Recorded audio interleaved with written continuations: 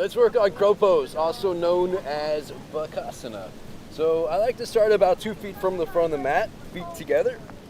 We're gonna start in a chair pose. Bend the knees, raise the arms. From chair pose, we direct our weight towards the balls of your feet coming up onto your tippy toes. Spread the knees out wide. So you'll notice from the first part, we have the heels off the floor, we have the knees spread out wide.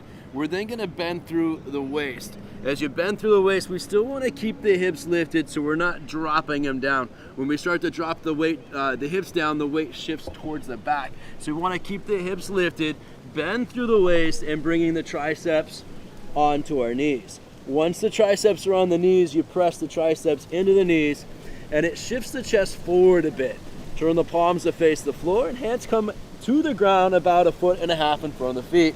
We shift the weight forward even more, bringing the elbows over the wrist, looking slightly forward. And you should notice, if you're in the right position here, it should feel pretty easy to float the feet off the floor. They should be able to easily dance up off the ground. And then maybe floating one or both feet off the floor as well. Heels pull towards the butt. Keep pressing through with the hands. Find a little bit of engagement here in the arms. And we'll be pausing here in the pose in what's called Bakasana. Alright, so we want to bring all of these together. And I'm going to go through a few of these moments a little bit slower just so you can kind of see and feel what I'm talking about. So again, we're starting about 2 feet from the front of the mat. Feet together. Again, starting in chair pose. Raise the heels up. Spread the knees wide.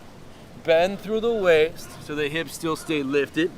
And the higher we're able to go up on the arm, like trying to bring the armpit actually in towards the knee, the more access we're going to have within the pose, the more stability we're going to have.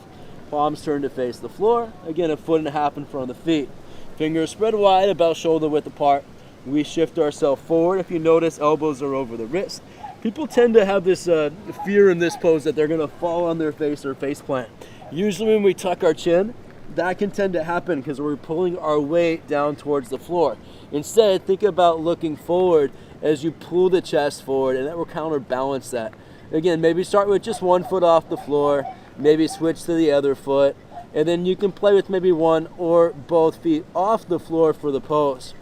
Keep in mind that all of these poses have baby steps to them, okay? There's a lot of step-by-step process within this. So instead of skipping all the steps because you feel like you can't do the last step, go with the steps that you're comfortable with, and then as you start progressing throughout the practice, you can increase on those steps, so eventually you have both feet off the floor. Have fun with this one. For more tutorials, subscribe below. And for access to over 200 yoga, fitness, meditation, and breathwork videos, head to feelingmoved.com to become a member.